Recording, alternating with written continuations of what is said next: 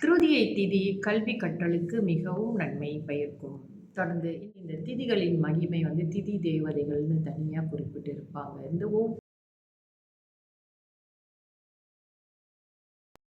என் இனிய காலை வணக்கங்கள்.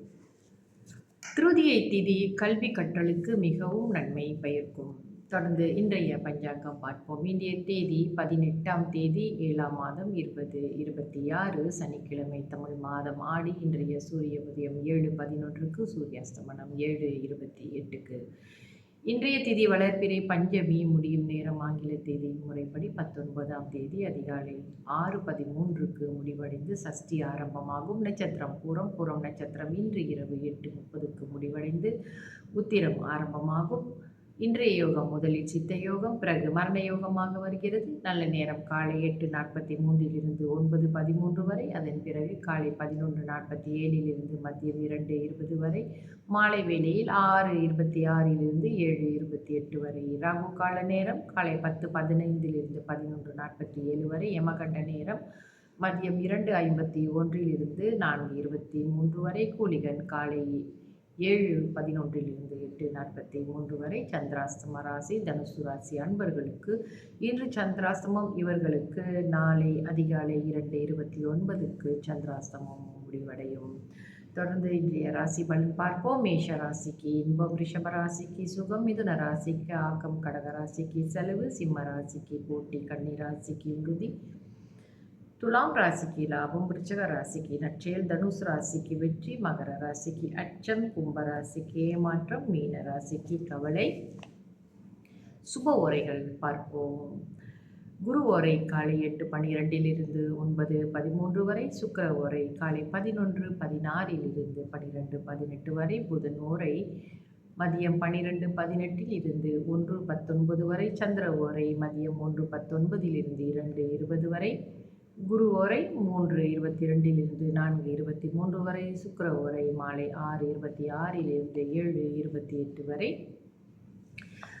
நம்ம ஏன் இந்த பஞ்சாங்கம் பார்க்க வேண்டும் என்பதை பற்றி கொஞ்சம் ஒரு சின்ன விளக்கம் பார்ப்போம். சரி, இப்போ தொடர்ந்து என்னுடைய பதிவுகளில் நான் திதிகளில் என்னென்ன செய்யலாம் என்று பொதுவாக இந்தந்த திதிகளில் என்னென்ன செஞ்சால் சிறப்பாக வரும் அப்படின்லாம் சொல்லிட்டு வருவேன். இந்த மாதிரி விஷயங்கள் எல்லாமே நட்சத்திரங்களை பற்றியும் சரி, அமிர்தாதி யோகங்களை பற்றியும், கரணம் இதை பற்றி எல்லாம் நிறைய விஷயங்கள் இருக்குல்லவா. இந்த 5 விஷயம் மிக முக்கியமாக பஞ்சாங்கத்திலே 5 விஷயங்கள் குறிப்பிட்டிருப்பார்கள். அதான் பஞ்ச அங்கம், அதாவது 5 அங்கங்களை கொண்ட இந்த பஞ்சாங்கம் நம்ம பார்க்கிறோம். இது எதற்கு? நம்மளுடைய வாழ்க்கையை வளப்படுத்தி கொள்வதற்கு, எந்தெந்த காரியங்களை எந்தெந்த நேரங்களிலே செய்யும்போது நமக்கு அந்த ஆசீர்வாதம் கிடைக்கிறது, அந்த காரியத்தை செய்து கொண்டு போக முடியும் என்பதை பற்றி தெரிந்து கொள்வதெல்லாம் இந்த பஞ்ச அங்கங்களை வைத்து தான் நம்ம கற்றுக்கொண்டு வருகிறோம். அந்த வகையிலே நம்ம திதிகளை பற்றி சொல்லிட்டு வரோம். இன்னென்ன திதியில் இன்னென்ன காரியங்களை செய்தீர்கள் என்றால் அது உங்களுக்கு வெற்றிகரமாக அமையும் என்று.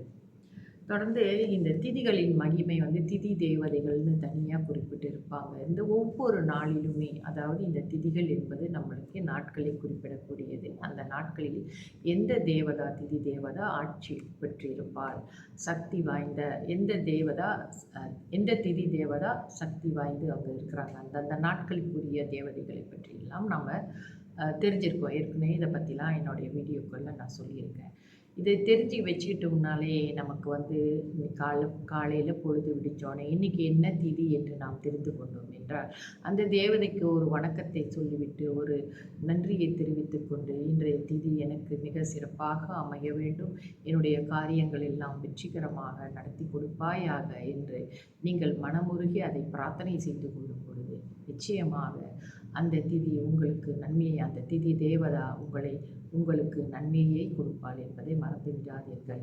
ஒரு சமயம் நமக்கு நம்ம செய்யக்கூடிய காரியங்கள் தடங்களாக நடைபெறாமல் போய்விடுகிறது. அது நீங்கள் இந்த காலகட்டத்துக்கு மேபி அது உங்களுக்கு தடங்கள் பண்ணுவதே, அது நடக்காமல் போனதே உங்களுக்கு நல்லதுதான் என்பதை புரிந்து கொள்வதற்கு நம்மளுக்கு நாட்கள் பிடிக்கும்.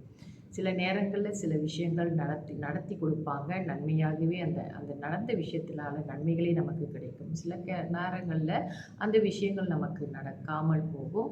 அது வந்து காலம் போக போகத்தான் அதனால நடந்த நன்மை, தீமை என்ன என்பதை பற்றி நீங்கள் அடட நல்ல வேளை இந்த விஷயம் நடக்கலையே! நம்ம பார்த்தோமே! நம்ம மாட்டிக்கலையே! அப்படிலாம் நம்ம சொல்லுவோம். இதுக்கெல்லாம் என்ன காரணம் என்றால், அன்றன்று இருக்கின்ற திதி தேவதைகளுக்கு மரியாதை கொடுத்து, அந்த நாளை மதித்து, அந்த கால தேவனை மதித்து நடப்பவர்களுக்கு இந்த கால தேவன், அதாவது இந்த திதி தேவதைகள் எல்லாமே நமக்கு வந்து ஆசீர்வாதம் குடுத்து, நம்ம செய்யக்கூடிய தவறான காரியங்களில் இருந்து நம்மை தடுத்து, நல்ல காரியங்களை செய்யக்கூடிய மாரி ஆசீர்வாதம் பண்ணி, நமக்கு நன்மையே செய்வார்கள் என்பதை மறந்து விடாதீர்கள். இந்த திதி தேவதைகள்லாம் அவ்வளோ சக்தி வாய்ந்தவர்கள். ஒவ்வொரு நாளும் ஒரு தேவதையின் ஆளுமை நாம கடந்து கொண்டு தான் வந்து கொண்டிருக்கிறோம். நாம் அவர்களை பார்க்க முடியாவிட்டாலும், இந்த தேவதைகள் நம்மை பார்த்துக் கொண்டு தான் இருக்கிறார்கள். நன்றி, வணக்கம்.